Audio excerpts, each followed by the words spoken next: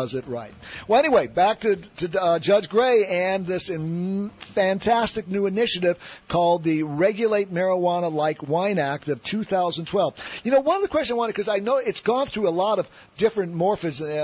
I've seen a number of different drafts of it. And there was one thing that was in there was very interesting. I noticed is not in the last one, and that is this thing with some kind of a citizen inspection patrol. Why was that put in there? I thought it was very interesting what kind of background I heard about it. It was, Lanny. There was a part, they called them harm reduction officers, and there is a federal statute that says that anyone working for the city, state, local government and is enforcing a local, state, or federal act dealing with controlled substances will have immunity from federal prosecution. And so actually we were having harm reduction officers working with controlled substances, namely marijuana, and planting it under this law that would actually under that be immune from federal prosecution. But it's a little bit out there, maybe even a little bit wacky. Whether it would actually hold the fort or not legally, I don't know, although it was kind of an interesting idea. But we didn't want to be sidetracked, and so we eliminated that just so we wouldn't be accused of playing games, because we can address this later or whatever. Honestly, if anybody is being prosecuted by the federal government under this new initiative, they're going to have to go to a jury of Californians, and I don't think they'll ever convict.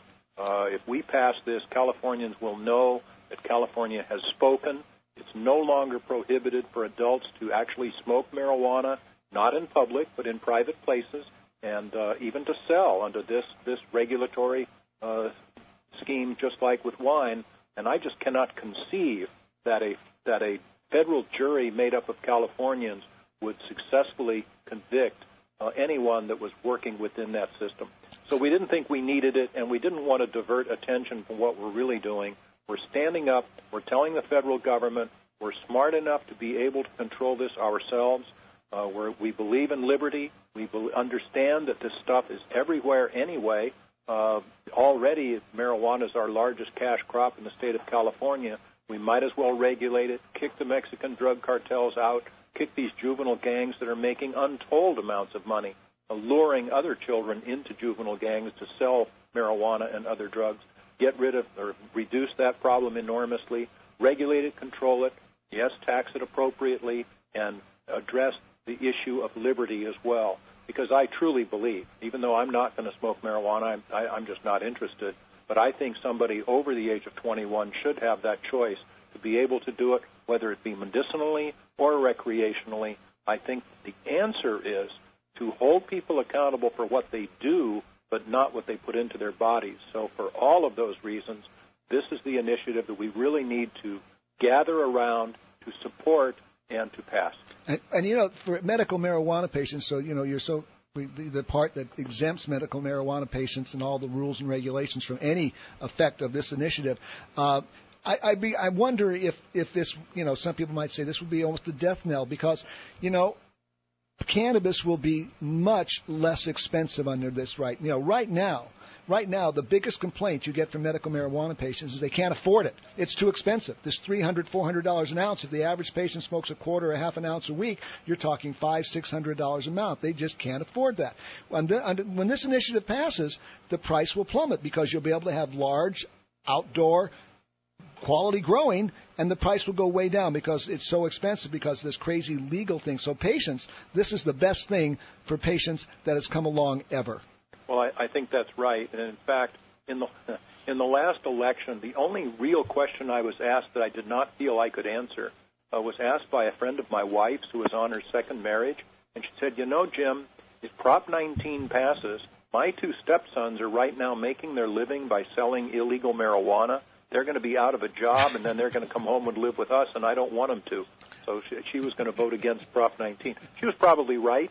And there are, let's face it, let's be candid and honest, there are some people right now under Prop 215 that are selling marijuana at high prices, like you say.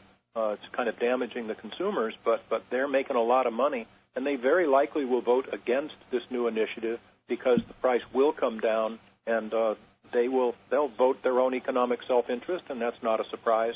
But I think the patients will understand, the people will understand, and it's going to pass. And I think you're absolutely right. You know, has there been any kind of estimate on what kind of tax revenues the state of California and local jurisdictions might see if this proposition passes? Lanny, it's hard to say. Assemblyman Amiano's bill, and he's still pursuing it, by the way, in Sacramento, to, in effect, treat marijuana like alcohol. And the head of the government, an agency, estimated that we'd get several billions of dollars by taxes. It just depends how much the tax is. Probably it would not be as much under this new initiative as it would have been under Mr. Abiano's bill, but it will clearly be hundreds of millions of dollars. And a thing that you don't focus on, you know, today, of course, we're taking helicopters into our national forests and taking a lot of marijuana plants out. That's a very expensive thing to do. I mean, we will beat those folks like the Mexican drug cartels because of the profit motive, and so we're not going to need to bring in all those helicopters and we spend about $1 billion a year of California tax money to eradicate marijuana, even though, of course, it's still the largest cash crop in our state. But that's money that we simply flat out will save. So we're talking enormous amounts of money, no matter what. And not to mention the lives that are not ruined because they get caught up in the criminal justice system. Absolutely. over a plant. Absolutely crazy. Well, let's talk about how we're going to make this a reality. I mean, we have to gather signatures for that. You know, one of the reasons that Prop 19 got on the ballot is because Richard Lee put a lot of money into gathering signatures. Is there going to be sufficient resources to do this? Yes, sir. Right now we are involved in finance in raising money. We're going to use professional signature gatherers, not a volunteer thing, for a very straightforward reason, that professionals know more what they're doing. They only get paid for valid signatures, so we'll have to get many fewer signatures because you don't need the buffer. So we will do that and reduce our efforts to raising money. It'll cost about $1.80 per signature, which means we'll need about $750,000 to qualify this for the ballot. And any issues and any assistance that people want to do really should be in fundraising. And that's where we need to go right now. Well, if people want to help out, where can they go? You can go to regulatemarijuanalikewine.com, and there will be areas there to donate. By the way, we already have a couple of advertisements. Check it out, www.regulatemarijuanalikewine.com, and look at those ads. They're really pretty. They're very accurate, and they're also pretty well done. I think you will agree. So that's what we need to do, and we're in the process, but we certainly can use the help. Donate $20, donate $50. $50 will get us about, 32 signatures, and that's where we need to go. Absolutely. We need to get this on the ballot, and then it'll be a most interesting election year, because I believe it's probably also going to be on the ballot in Colorado. I think that's almost a sure thing. And the state of Washington might very well have it on the ballot. So if California does as well, this is going to be one of the prime topics of conversation in the national political debate, is the legalization of marijuana, and the candidates are going to have to address this. Well, and that's right. I read Mr. Obama's 2 books, and in one of them he actually very straightforwardly acknowledged that while he was a community organizer in Chicago, he used marijuana rather regularly, even used cocaine. And then when he was running for president back in, 2008, he was asked on the campaign trail, well, use marijuana, did you inhale? Ha, ha, ha, sort of thing. And he said, well, talk about candor, it was refreshing.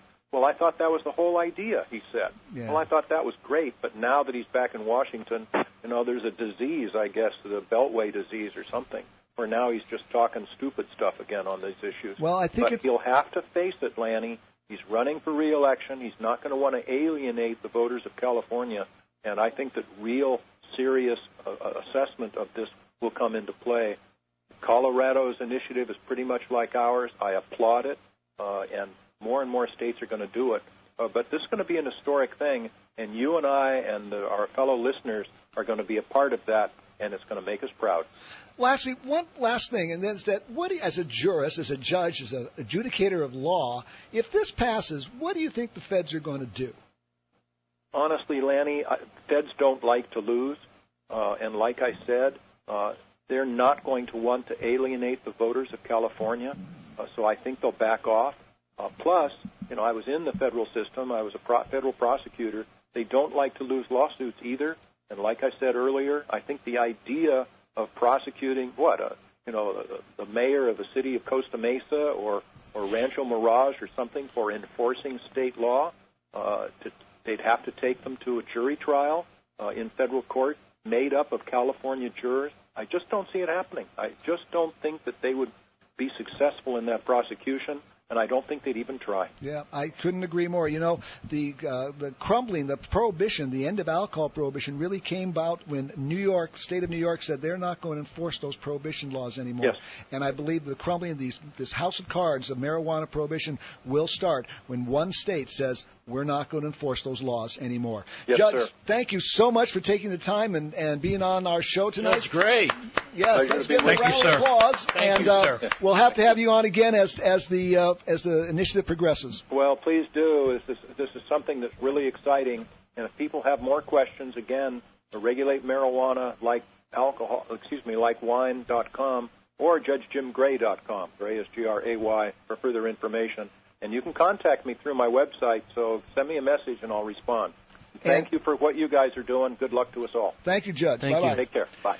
Judge James Gray, one of my favorite jurists.